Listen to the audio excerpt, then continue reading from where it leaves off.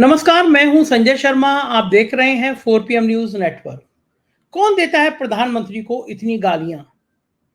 कहां से लोग प्रधानमंत्री पर हमले की बात करते हैं?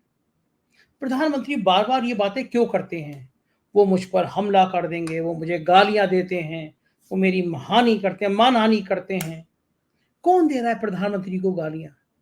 प्रधानमंत्री जी इतनी शालीनता की हदें लान जा रहे हैं जो नहीं करना चाहिए। इस उम्र में तो बिल्कुल नहीं करना चाहिए। लेकिन प्रधानमंत्री जी ऐसा करते क्यों? कोई आत्महीनता का भाव है उनके अंदर? क्या वो महसूस नहीं कर पाते वो पूरे के प्रधानमंत्री हैं? कुछ तो लोचा है। रामनवमी पर जिस तरह उन्होंने तमाशे किए, वो प्रधानमंत्री पद को शोभा नहीं देता। भारत में जो मीडिया का हाल है, गोदी मीडिया का हाल है, पूरी दुनिया हम पे हंस रही है।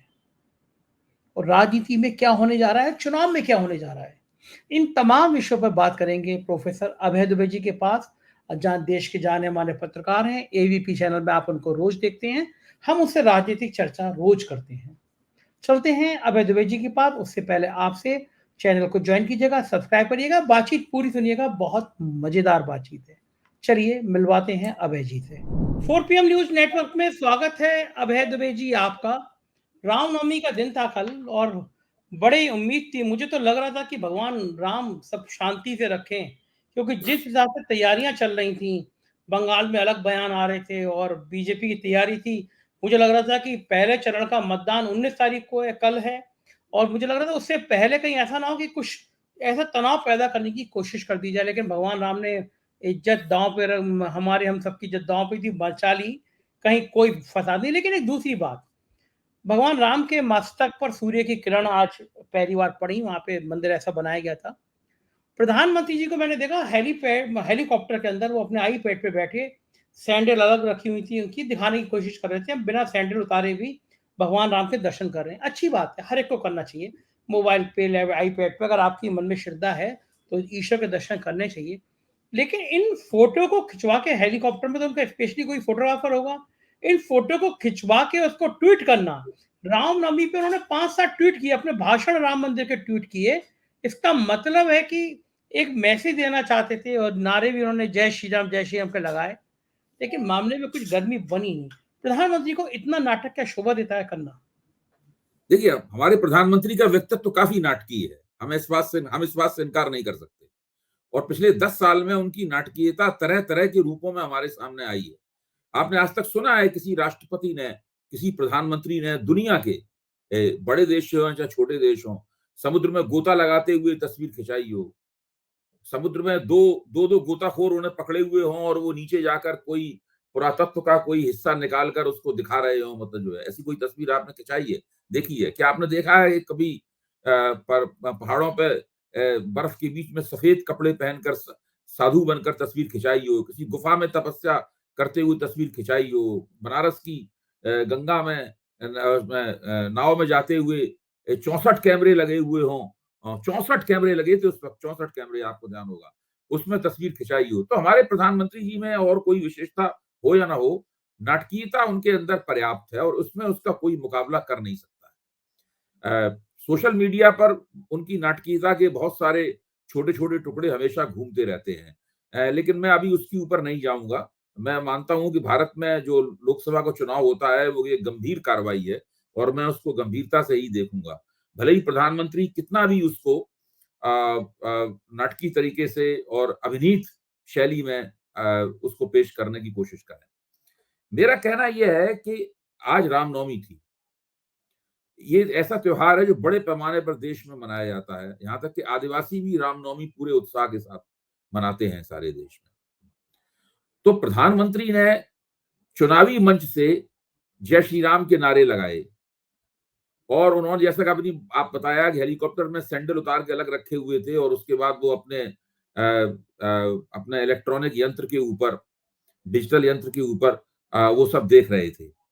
अच्छा, ये तस्वीरें ट्वीट की गई, ये तस्वीरें मीडिया में आई। एक और काम हुआ मीडिया में जिसकी तरफ मैं आपका ध्यान खींचूंगा, वो ये है कि जिस वक्त सूर्य तिलक हो रहा था अयोध्या के राम मंदिर में, सूर्य की किरण से जो रामलला के रामलला की प्रतिमा के मस्तक पर सूर्य की किरण पड़ रही थी, जैसे ही ऐसा करना शुरू हुआ, फौरन टीवी चैनलों की स्क्रीन दो हिस्सों में बट गई। एक हिस्से में सूर्य तिलक हो रहा था और एक हिस्से में आसाम में प्रधानमंत्री जनसभा को संबोधित कर रहे थे और वहां खड़े होकर वो राम जय श्री राम के नारे लगा रहे थे। यानी बिल्कुल दोनों को आपस में मीडिया ने जोड़ दिया। अब आप बताइए ऐसा क्यों किया गया? ये मीडिया के किसी संपादक के दिमाग में विचार आया होगा। मैं आपके सामने रख रहा हूं ये प्रश्न। क्या मीडिया के किसी संपादक के दिमाग में ये विचार आया होगा कि ऐसा किया जाना चाहिए ताकि राम मंदिर में सूर्य तिलक, रामलला के मंदिर में सूर्य तिलक और प्रधानमंत्री की चुनावी सभा एक दूसरे की पर्याय बन जाए? या सुबह सुबह कुछ ऊपर से कोई निर्देश आया होगा या सुझाव आया होगा, निर्देशनुमा सुझाव आया होगा कि भाई ऐसा किया जाए तो आज बहुत अच्छा नजारा बनेगा। मैं ये मानता हूं कि नरेंद्र मोदी चुनाव जीते हैं हारे, वो इस प्रकार की नाटकीयताओं के कारण नहीं होगा। उसकी बुनियाद में इस प्रकार की नाटकीयताएं नहीं होंगी। वो जनता का निर्णय होगा और बहुत ही मतदाताओं का एक बहुत ही छोटा प्रतिशत, बहुत ही छोटा, इसको मैं कहता हूं मतदाताओं का एक माइक्रोस्कोपिक समूह ही इस आधार पर वोट करेगा कि प्रधानमंत्री ने राम मंदिर बनवाया। और वो सर्वे में भी निकल के आता है। सर्वे में 8% से लेकर 2% तक के लोग ही हिंदुत्व और राम मंदिर को मुद्दे के तौर पर चुनाव में महत्वपूर्ण मानते हैं। यहां तक कि जो लोग भारतीय जनता पार्टी के समर्थक हैं और प्रधानमंत्री को दावा करके कह रहे हैं कि उन्हें हम तीसरी बार भी चुनवाएंगे, उनकी निगाह में भी इस मुद्दे का महत्व इतना ही है। वो भी भाजपा और नरेंद्र मोदी को किन्हीं दूसरे कारणों से वोट देना चाहते हैं। वो इस कारण से नहीं वोट देना चाहते उन्होंने राम मंदिर बनवाया था या हिंदुत्व के सिपाही हैं, इसलिए नहीं वोट देना चाहते। तो प्रधानमंत्री ये जो कर रहे हैं, मुझे इसमें ताज्जुब है। मैं मानता हूं कि वो अच्छे रणनीतिकार हैं, मैं मानता हूं कि उनकी कुछ उंगलियां जनता की नब्ज पर भी रही हैं, लेकिन इस चुनाव में लग रहा है कि मामला कुछ थोड़ा सा डिरेल हुआ है। क्योंकि जिसको भ्रष्टाचार को वो प्रमुख मुद्दा बनाना चाहते हैं, वो जनता की निगाह में, उनके समर्थकों की निगाह में भी मुद्दा नहीं है। उनके विरोधियों की निगाह में तो है ही नहीं, उनके समर्थकों की निगाह में भी मुद्दा नहीं है। जो तमाम जिस तरह की वो नाटकीयता कर रहे हैं, इस नाटकीयता का कोई वोटरों के बीच में कोई परचेज नहीं है। भाई दूसरे विपक्ष के पास उतना लोकप्रिय नेता कोई नहीं है, मान ली बात। मोदी के नाम पर भाजपा को अतिरिक्त वोट मिलते हैं, ये भी बात मान ली। वो 2 बार से पूर्ण बहुमत की सरकार बनाते रहे हैं, ये भी एक तथ्य है, इससे कोई इनकार नहीं कर सकता है। मोटे तौर पर तमाम सर्वेक्षणों को देखें, उससे समझ में आता है कि भाजपा पोल पोजीशन में है, विपक्ष से आगे है, ये भी बात मान ली। लेकिन ये सब बातें मानने के बाद में वो कौन से कारण हैं जो मोदी जी को इतना ज्यादा बेचैन कर रहे हैं और वो लगातार इस प्रकार की बातें, इस प्रकार के काम कर रहे हैं जिनको देख के ताज्जुब होता है। अच्छा, मेरे को एक बात और समझ में नहीं आ रही। इतना ज़्यादा राम मंदिर बनने के बाद मुझे लग रहा था कि इस चुनाव में इतना भयंकर उन्माद होगा, राम मंदिर की इतनी भयंकर ब्रांडिंग होगी, चुनाव में गूंज रहा होगा। लेकिन 2024 और 2019 के मुकाबले में ये चुनाव इतना फीका है अभय जी, लोगों को लग ही नहीं रहा कि परसों पहली मतलब कल सुबह से मतदान शुरू हो जाएगा, 24 घंटे बचे हैं। देखिए फीका। पश्चिमी उत्तर प्रदेश में जहां 8 सीटों पर मतदान होना है, अगर आप वहां के गांवों में जाइए तो आपको आमतौर पर इस मसले के ऊपर काफी खामोशी मिलेगी। वो चुनावी जो गहमा गहमी होती है, वो गहमा गहमी आपको वहां प्राप्त नहीं होगी। लेकिन इसका मतलब ये नहीं है कि जनता के मन में सवाल नहीं है, जनता के मन में मुद्दे नहीं है। मैं ये नहीं मानता हूं। देखिए, बार बार ये निकल के आ रही है कि जनता सबसे ज्यादा बेरोजगारी के सवाल से परेशान है, उसके बाद महंगाई के सवाल से परेशान है, उसके बाद लोगों की जो आमदनियां गिर रही हैं उस सवाल से परेशान है। ये तीनों बातें लोगों के दिमाग पर छाई हुई हैं। अब स्थिति क्या है कि विपक्ष ने ये भी मैं मानता हूं, विपक्ष ने कोई समा नहीं बांधा है। भारतीय जनता पार्टी की तरफ से कोशिश हो रही है, जनता उसकी तरफ ध्यान नहीं दे रही है। विपक्ष भी अगर जो एंटी इनकम्बेंसी है, इस एंटी इनकम्बेंसी को पकड़ के समा अगर बांधती तो फिर बात समझ में आती। इसमें मैं 2 उदाहरण दूंगा आपके सामने। पहला उदाहरण तो यह है कि जब सी वोटर वालों ने अपने सैंपल के सदस्यों से पूछा कि आपका क्या ख्याल है, आपकी समस्याएं हल करने की क्षमता किसमें है, तो उसमें से 32% लोगों ने कहा कि भाजपा में हमारी समस्याएं हल करने की क्षमता है। 18% लोगों ने कहा कि कांग्रेस में हमारी समस्याएं हल करने की क्षमता है। और मुझे देख के ताज्जुब हुआ, 43% लोगों ने कहा कि किसी पार्टी में हमारी समस्याएं हल करने की क्षमता नहीं है। आप सोचिए, 10 साल से जो पार्टी हुकूमत कर रही है और दावा कर रही है कि अब आगे 5 साल भी हुकूमत करेंगे, उसने कितनी निराशा फैला दी है, उसकी जिसने इस तरह की गवर्नेंस दी है, उससे कितना अनमनापन है आम जनता में, कितनी निराशा है, किस स्तर की सरकार दी है, इसका सबसे बड़ा प्रमाण ये है, ये 43% का आंकड़ा। अब मैं एक और उदाहरण देता हूं। वोट डालने के लिए सबसे ज्यादा उत्साहित कौन होता है? वो जिसने अभी तक वोट नहीं डाला है। जैसे मेरा बेटा रहता है वहां पर बॉम्बे में, उसका वोट है यहाँ पे दिल्ली में, तो उसने अभी तक वोट नहीं डाल पाया, तो वो हमेशा कहता है कि मैं तो वोट डालने के दिन होता ही नहीं हूँ वहां पे, मुझे अभी तक वोट डालने का मजा ही नहीं मिला है। तो वो वोट नहीं डाल पाए। तो वो जो 18 साल का जो बंदा हो गया है, वो तो वोट डालने के प्रति उत्साहित होना चाहिए ना। उसे चुनाव आयोग में अप्लाई करके, अर्जी देकर, फॉर्म भरकर उसे अपना वोटिंग आई कार्ड बनवाना चाहिए और उसे उत्साहपूर्वक वोट डालने जाना चाहिए। लेकिन पूरे देश में केवल 38% ऐसे नौजवानों ने अपने आप को वोटर बनाया है, बस केवल 38%। ये पूरे देश का औसत है। इससे आप अंदाजा लगाइए कि नए वोटरों में चुनाव के प्रति जो है वो कितना अनमनापन है। ये लेकिन अनमनापन बताता है कि लोगों ने उम्मीद छोड़ दी है इस सरकार से। लेकिन भारतीय जनता पार्टी के लिए तो ये बड़ी खुशखबरी है कि नौजवान सिर्फ 32-33% ही वोट बनाए, क्योंकि नौजवानों में सीधा गुस्सा दिख रहा है। वो नौकरी को लेके, वो अग्निवीर को लेके, वो सरकार से नाराज है। तो अगर ज्यादा वोट बने देखिए, होते तो संजय जी, अगर नौजवान नाराज हैं और सरकार के खिलाफ वोट डालना चाहते हैं, तो इन 38% की वजह से ही सरकार हार जाएगी। हाँ, ये बात भी सही है, इतने ही बहुत है। हाँ, क्योंकि जो पहले से मौजूद, इतना ही बहुत है सरकार को हराने के लिए। क्योंकि इस हाँ, सरकार को वोट ही कितने मिले थे पिछली बार? हाँ, इस सरकार को वोट कितने मिले थे? 37.8, 38% वोट मिले थे कुल मिला के इस सरकार को। मतलब 22 करोड़ के आसपास। जी। अच्छा अभय जी, एक चीज और हाँ। बताइए। मैं बहुत विनम्रता से कह रहा हूँ, कोई घमंड नहीं है, मेरे दर्शक मुझे माफ करें सवाल को पूछने के लिए, लेकिन अभय जी लोक नीति में इतने दिनों तक काम कर चुके हैं, तो इनको डेटा का, इनको आंकड़ों का बहुत अनुभव है, इसलिए मैं पूछ रहा हूँ। बहुत कोई घमंड नहीं कर रहा हूँ, मैं बहुत विनम्रता से पूछ रहा हूँ। अभय जी, पिछले पिछले सिर्फ 30 दिनों में, 29 दिनों में सोशल ब्लेड साइट है, वो सबके आंकड़े देती है। तो उस सोशल ब्लेड पे 4 पीएम के 30 करोड़ व्यू आए हैं 29 दिनों में। जी। तो मैं मजाक में कह भी रहा था कि भारतीय जनता पार्टी को देश भर में जितने वोट मिले हैं 22 करोड़, उससे ज्यादा व्यू तो हमारे केवल 1 महीने में आ गए। तो ये जो भीड़ आई है, या दर्शक इतनी बड़ी संख्या में, श्रोता इतनी बड़ी संख्या में जो 4 पीएम के साथ जुड़े, 30 करोड़ बहुत बड़ा आंकड़ा होता है, मतलब छोटा मोटा नहीं था। हर दिन 1 करोड़ से ज्यादा व्यू आना अपने आप में, क्या ये भी चुनाव की तरफ कुछ इंगित करता है कि हम इतना ज्यादा थोक में हरा है? देखिए, 4 पीएम की क्या छवि है? मुझसे अगर पूछा जाए तो 4 पीएम इस तरह के पत्रकारों और समीक्षकों का अड्डा है जो जिन लोगों का आलोचनात्मक मानस अभी मरा नहीं, इनकी क्रिटिकल फैकल्टीज जो है, जो लोकतंत्र की जान होती हैं, वो अभी खत्म नहीं हुई है। वो गोदी मीडिया में शामिल नहीं है। वो दरअसल गोदी मीडिया के खिलाफ एक प्रतिरोध की आवाज है, जो कि 4 पीएम के जरिए उठती है। 4 पीएम पे मैं बोलता हूँ, आपसे मेरी बातचीत होती है, मेरे और आप जैसे और भी कई लोग लगातार 4 पीएम पे आते रहते हैं। आप करीबन रोज 80, 90 या 100 वीडियो 4 पीएम पे डालते हैं। आपके सारे देश में विभिन्न प्रांतों के आपके अपने प्लेटफॉर्म हैं, और तो वो आपने एक बहुत अपना विशाल नेटवर्क बनाया है, और उस नेटवर्क के कारण बहुत बड़े पैमाने पर लोग आपसे जुड़ रहे हैं।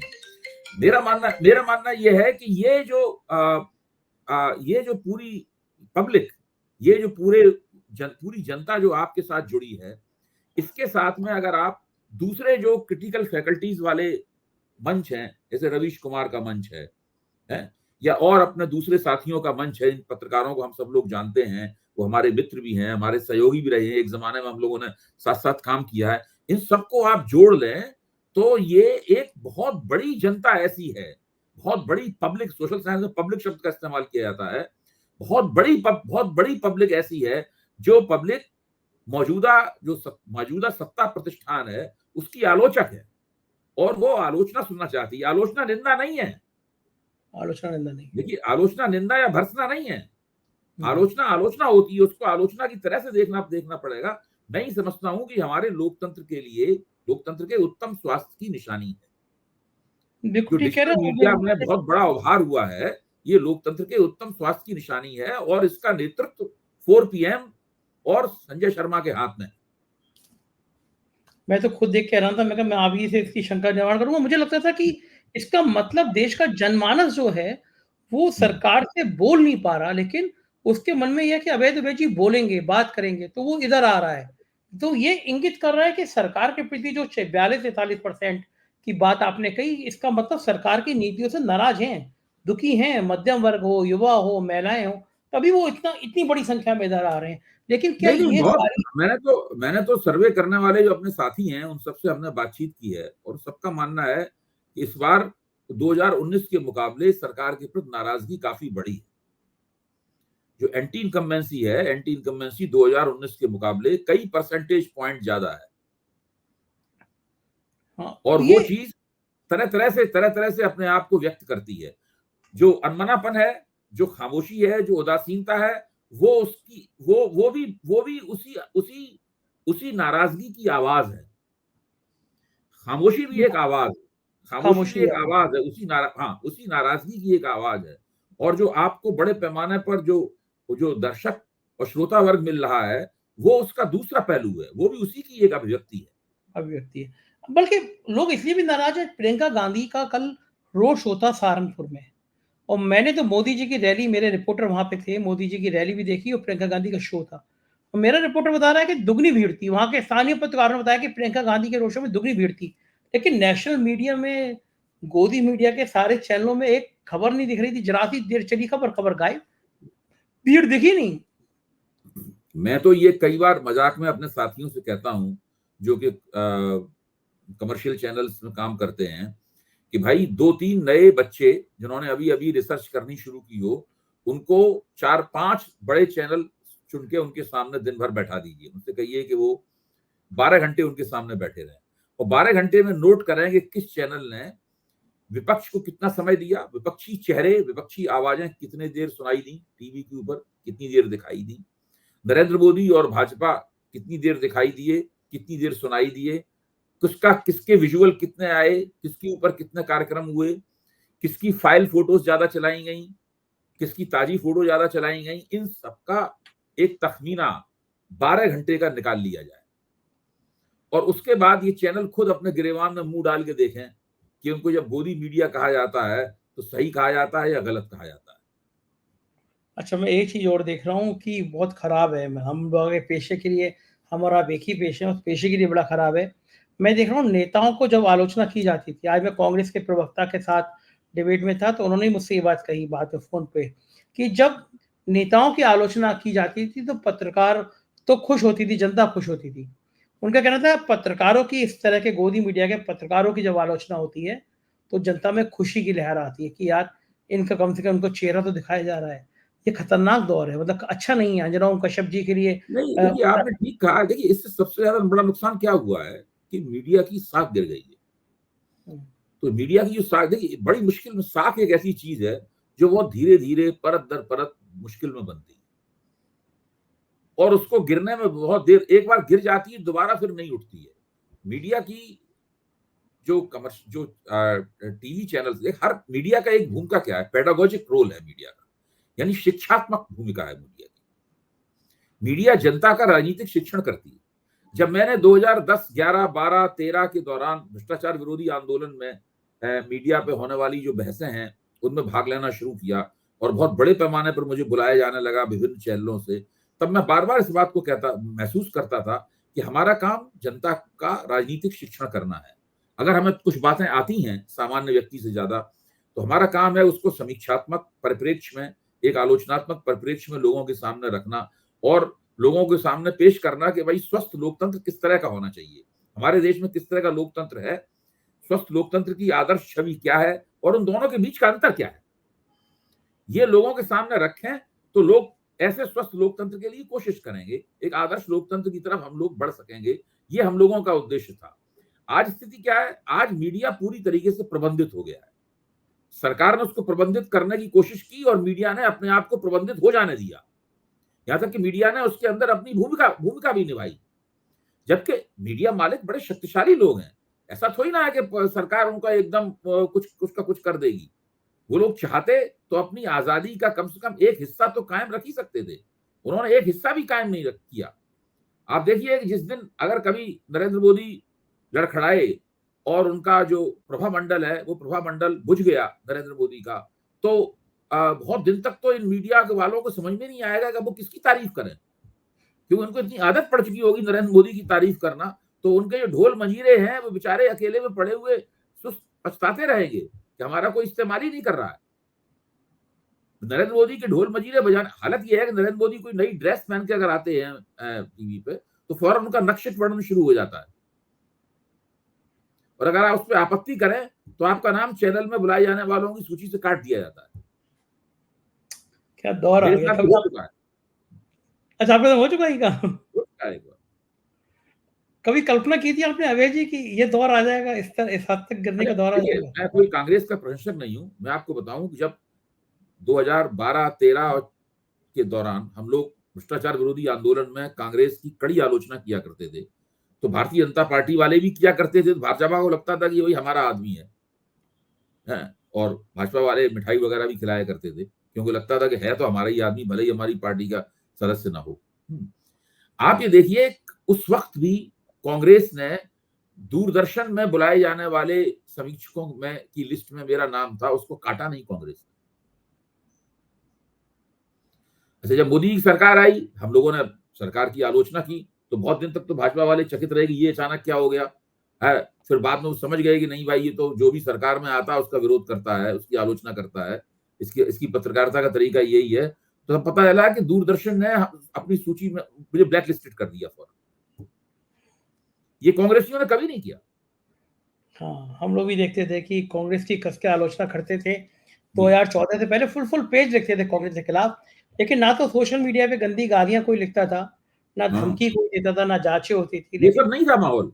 हाँ, देखिए 2013, 2012, 13, 14 में और मोदी जी के आने के 5-6 महीने तक भी इस तरह का माहौल नहीं था। उसके बाद जब मोदी जी ने योजना पूर्वक मीडिया को प्रबंधित करना शुरू किया और अपने विपक्ष के ऊपर हमले करना शुरू किए, जब जवाहरलाल नेहरू यूनिवर्सिटी वाला कांड हुआ, टुकड़े टुकड़े गैंग, गद्दार, ये सब और अर्बन नक्सल, इस प्रकार की फिक्रेबाजी शुरू हुई, तब से ये माहौल शुरू हुआ है। लेकिन बताइए अभय जी, आप आधी दुनिया घूम चुके हैं, 30, 35, 40 देशों में आप घूम चुके हैं, बड़े-बड़े देशों की बात कर रहा हूँ मैं। वहाँ की मीडिया के बहुत सारे लोग आपके संपर्क में अभी भी हैं। ये जो भारत में मीडिया का हाल हो रहा है, लोकतंत्र के परिपेक्ष में जो हाल हो रहा है, पूरी दुनिया हमें कैसे, किन नज़रों से देखती होगी? देखिए, भारतीय लोकतंत्र की क्वालिटी के बारे में सारी दुनिया संदिग्ध है। दुनिया एक बात मानती है कि भारत के अंदर चुनाव होते हैं, चुनाव के जरिए सत्ता में परिवर्तन होता है या सत्ता को आगे के 5 साल मिलते हैं। ये तो बिल्कुल स्पष्ट है। इतना भारतीय लोकतंत्र का ये जो हिस्सा है, ये अपने आप में स्थापित है। लेकिन लोकतंत्र तो चुनाव के अलावा भी कुछ और है ना। इसके अलावा भारत में लोकतंत्र की क्वालिटी संदिग्ध है, क्योंकि जिस प्रकार की भाषा का इस्तेमाल होता है, जिस प्रकार से विपक्ष की उपेक्षा होती है, विपक्ष को राष्ट्र निर्माण में सक्रिय भूमिका देने से सरकार परहेज करती है, विपक्ष के प्रति तिरस्कारपूर्ण रवैया अपनाया जाता है, और जितना समर्थन मिला नहीं है भारतीय जनता पार्टी की सरकार को, जितना बड़ा बहुमत उसके पास होता नहीं है, उससे ज्यादा बड़ी जगह घेरने की वो लोग कोशिश करते हैं। अच्छा, आपने कभी सुना है नरेंद्र मोदी से पहले किसी प्रधानमंत्री या उसके समर्थकों को कहते हुए कि मुझे केवल भाजपा का या किसी कांग्रेस के प्रधानमंत्री को सुना है, या किसी संयुक्त मोर्चे के प्रधानमंत्री को सुना है आपने कि मुझे केवल इसी का प्रधानमंत्री मत मानिए, मैं तो पूरे देश का प्रधानमंत्री हूं? क्या नरसिंह राव ने कभी ये बात कही? 5 साल तक प्रधानमंत्री रहे। अटल बिहारी वाजपेयी ने भी कभी ये बात कही, वो 6 साल तक प्रधानमंत्री रहे। कुछ दिन तक देवगौड़ा प्रधानमंत्री रहे, कुछ दिन तक इंद्र कुमार गुजराल प्रधानमंत्री रहे, राजीव गांधी प्रधानमंत्री रहे 5 साल तक, इंदिरा गांधी कई बार प्रधानमंत्री रही, जवाहरलाल नेहरू कई बार प्रधानमंत्री रहे। कभी आपने ये वक्तव्य किसी के मुंह से सुना आज तक? हमेशा ये असुरक्षा नरेंद्र मोदी के मन में क्यों है? लोग मुझे प्रधानमंत्री नहीं मानते हैं अपना। देखिए, आप नरेंद्र मोदी तो बहुमत के प्रधानमंत्री हैं। अगर अल्पमत का प्रधानमंत्री हो, यानी मोर्चा सरकार का प्रधानमंत्री हो, जिस जिस क्षण उसने प्रधानमंत्री की शपथ ले ली, वो पूरे देश का प्रधानमंत्री हो गया। ठीक बात है, बिल्कुल सही बात है। उसके लिए आपके पास 450 सीटें हो या आपकी पार्टी के पास 200 सीटें हो या 150 सीटें, उससे क्या फर्क पड़ता है? अगर संसद में आपने एक बार अपना बहुमत साबित कर दिया, एक पार्टी की सरकार हो चाहे मोर्चा सरकार हो, क्या फर्क है? तो सारे देश के प्रधानमंत्री हो गए और उस दिन नहीं रहेंगे जिस दिन आप अल्पमत में आ जाएंगे, ठीक बात है। ये तो चुनाव आ जाएंगे। तो इतना तो असुरक्षित क्यों? ये असुरक्षा जो है, ये एक तरह की आत्महीनता है, एहसास कमतरी है, इंफीरियरिटी कॉम्प्लेक्स है। ठीक बात है। इंफीरियरिटी कॉम्प्लेक्स, एहसास कमतरी बोलते हैं। ये इस तरह की ये वो चीज है जो बार-बार इन लोगों को मजबूर करती है कि चीख-चीख के कहें हम सारे देश के प्रधानमंत्री हैं, हमारा प्रधानमंत्री सारे देश का प्रधानमंत्री है। मैं तो अखबारों में भी लिख चुका हूँ, आखिरकार ये बात आती कहां से है? हाँ, ये डर कहां से आता है? मतलब ये कहीं मन में संकोच है कि हमारी इज्जत लोग नहीं करते, हमको प्रधानमंत्री नहीं मानते, हमें इसीलिए गाली बार-बार कहना पड़ता है कि मोदी के साथ ये हो रहा है, मोदी के साथ वो हो रहा है, मोदी को देखो अब इतनी गालियां मिल गई। अब मोदी की गालियां जो है वो मोदी को 92 गालियां मिल गई, 95 गालियां मिल गई। ये सब क्यों होता है? आपने किसी प्रधानमंत्री की इस तरह की बात करते सुना कभी आज तक? कभी नहीं सुना, देश में कभी नहीं सुना। ये बात बिल्कुल ठीक है कि इस दौर में पहली बार हम इस तरह की बातें देख रहे हैं और इस तरह की बातें सुन रहे हैं। बहुत बहुत शुक्रिया अभय जी, आज इतनी बढ़िया सी बातचीत हुई हम लोगों की, बहुत आभार, थैंक यू। तो ये थे अभय दुबे जी, आपने सुना और आपने महसूस किया कि आज की बातचीत में अभय दुबे जी ने किस हद तक आपको समझाने की कोशिश करी है। मुझे यकीन है आप समझ गए होंगे कम से कम। अब तो आप मानेंगे कि देश का मान और सम्मान कैसे बचेगा। सोच समझ के वोट दीजिएगा, आपका एक वोट देश की दिशा बदल सकता है। बने रहिए, चैनल को ज्वाइन कीजिएगा, सब्सक्राइब करिएगा। शुक्रिया, थैंक यू।